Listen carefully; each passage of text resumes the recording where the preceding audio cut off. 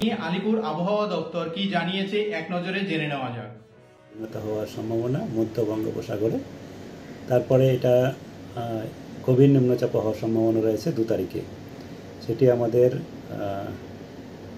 পশ্চিম মধ্য বঙ্গোপসাগর এবং উত্তর পশ্চিম বঙ্গোপসাগর এলাকায় হওয়ার সম্ভাবনা আছে এবং এটি আমাদের উড়িষ্যা উপকূলের দিকে আসবে 3 তারিখ নাগাদ।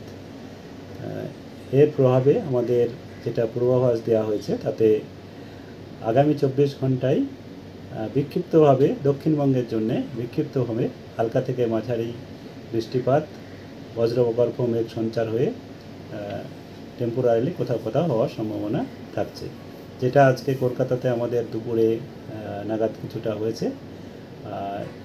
এটা পরিমাণ কলকাতায় হয়েছে 16 মিলিমিটার।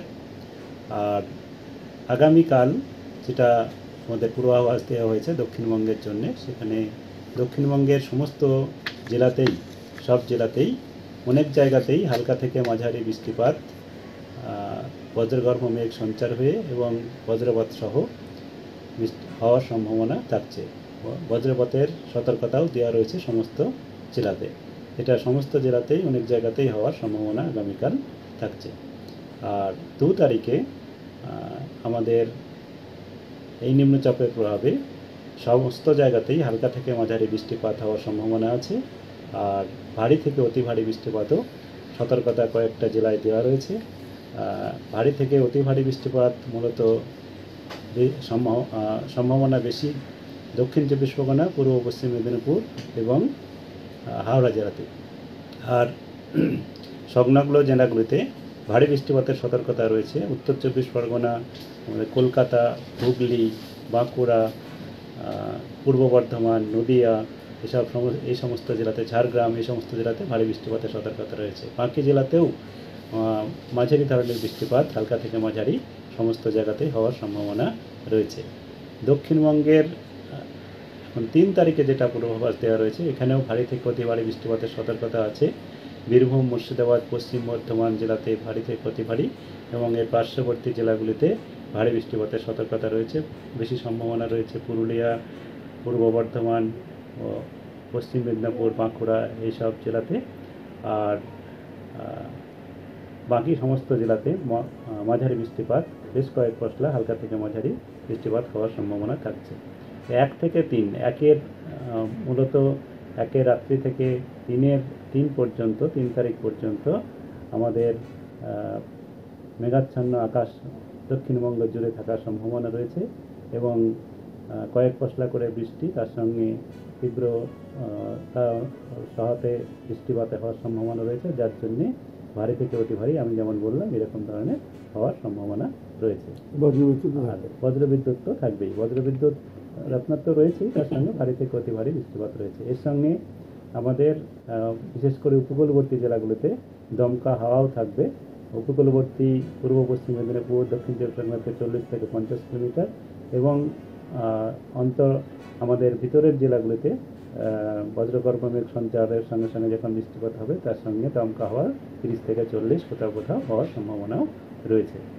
তো এই হচ্ছে দক্ষিণবঙ্গের আমাদের আবহাওয়ার পূর্বাভাস। আর উত্তরবঙ্গে যেটা রয়েছে, এর প্রভাব উত্তরবঙ্গেও থাকবে। উত্তরবঙ্গে আগামী 24 ঘন্টায় উত্তরবঙ্গেতেও বিক্ষিপ্তভাবে 1-2 জায়গা করে বজ্রগর্ভ মেঘ সঞ্চার হয়ে বৃষ্টিপাতের সম্ভাবনা রয়েছে। আর উত্তরবঙ্গেও আগামীকাল সমস্ত জেলাতেই, অনেক জায়গাতেই বজ্রগর্ভ মেঘের সাথে সাথে বজ্রপাত সহ হালকা থেকে মাঝারি বৃষ্টিপাত হওয়ার সম্ভাবনা রয়েছে। আর উত্তরবঙ্গে 2 তারিখে সমস্ত জায়গাতেই বৃষ্টিপাত হালকা থেকে মাঝারি, তার সঙ্গে ভারী বৃষ্টিপাত উত্তরবঙ্গেও হওয়ার সম্ভাবনা রয়েছে। তবে 2 তারিখে বেশি সম্ভাবনা ভারী বৃষ্টিপাতেরই আমাদের উপরের 5টা জেলা, দার্জিলিং, কালিম্পং, কুচবিহার, আলিপুরদুয়ার, জলপাইগুড়ি, এইসব জেলাতে। আর 3 তারিখে আবার বৃষ্টিপাত উত্তরবঙ্গে আরও বাড়বে। 3 তারিখে উত্তরবঙ্গে ভারী থেকে অতি ভারী বৃষ্টিপাত উপরের 5টা জেলা, তার সঙ্গে উত্তর দিনাজপুর জেলাতে হওয়ার সম্ভাবনা রয়েছে। আর নিচের আমাদের মালদা, দক্ষিণ দিনাজপুর জেলাতে ভারী বৃষ্টিপাতের সতর্কতা রয়েছে। উত্তরবঙ্গে 5 তারিখেও ভারী থেকে অতি ভারী বৃষ্টিপাতের সম্ভাবনা থাকছে উপরের 5টা জেলাতে। আর দার্জিলিং, কালিম্পং, জলপাইগুড়ি, আলিপুরদুয়ার, কুচবিহার আর নিচের 3টি জেলাতে ভারী বৃষ্টিপাতের সতর্কতা রয়েছে। এই হলো আমাদের। তারপরের দিনও আমাদের যেটা ডে 5 5 তারিখে যেটা দেওয়া রয়েছে, সেখানেও উত্তরবঙ্গে ভারী বৃষ্টিপাত 1-2 জায়গা করে হতে পারে, তবে সেটা কমে যাবে। এই হচ্ছে আমাদের উত্তরবঙ্গ দক্ষিণবঙ্গ জুড়ে যেটা পূর্বাভাস আগামী কয়েকদিনের যেটা দেওয়া হয়েছে। আর তার সঙ্গে সঙ্গে এখন কলকাতা এবং তার পার্শ্ববর্তী অঞ্চলের যেটা পূর্বাভাস, তাতে কলকাতাতে আজ অলরেডি আমাদের 1 পশলা বজ্রগর্ভ মেঘ সঞ্চার হয়ে কিছুটা ভারী বৃষ্টিপাত হয়েছে, যেটা 16 মিলিমিটার আমি বললাম। আর আগামী কয়েক ঘন্টায় মানে এখন থেকে রাত্রি পর্যন্ত, সন্ধ্যা পর্যন্ত হওয়ার সম্ভাবনা কম, কিন্তু মধ্যরাত্রির পরে আরেকটু বৃষ্টিপাত হওয়ার সম্ভাবনা কিছুটা টেম্পোরারি কিছুটা বজ্রগর্ভ মেঘ সঞ্চয় হতে পারে। তবে 1 তারিখ আগামীকাল 1-2 পশলা করে বৃষ্টিপাত বজ্রগর্ভ মেঘ সঞ্চয়ে মাঝারি ধরনের বৃষ্টিপাত হওয়ার সম্ভাবনা থাকছে এবং সাধারণত মেঘলা আকাশ আগামীকাল থাকবে। আর 2 তারিখে বৃষ্টিপাতের পরিমাণ বাড়বে। আমি যেমন বললাম, এটা প্রায় সবসময়ই মেঘলা আকাশ এবং বেশ কয়েক পশলা হালকা থেকে মাঝারি বৃষ্টিপাত, তার সঙ্গে 24 ঘন্টায় সমস্ত সব মিলিয়ে ভারী বৃষ্টিপাতের সম্ভাবনা কলকাতাতেও রয়েছে 2 তারিখে। আর 3 তারিখেও বৃষ্টিপাত বেশ কয়েক পশলা হবে, তবে মাঝারি ধরনের বৃষ্টিপাত থাকার সম্ভাবনা সামান্য কিছুটা 2 তারিখের থেকে একটু কমবে। আর 3 তারিখে আরেকটু কমে যাবে, 1-2 পশলা বৃষ্টিপাত থাকবে। এই হচ্ছে আমাদের আগামী কয়েকদিনের পূর্বাভাস।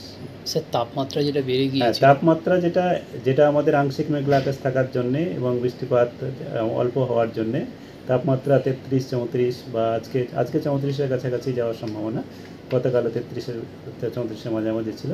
তো আগামীকাল তাপমাত্রাও কমবে, আগামীকাল 30-31-এর কাছাকাছি থাকবে।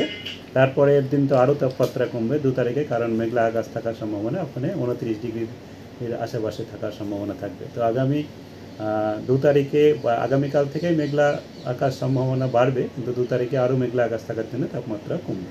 সমুদ্রে হ্যাঁ, আর যেটা এই নিম্নচাপের প্রভাবে যেটা আমাদের সবথেকে বড় সতর্কতা রয়েছে, সেটা হচ্ছে আমাদের মৎস্যজীবীদের জন্যে।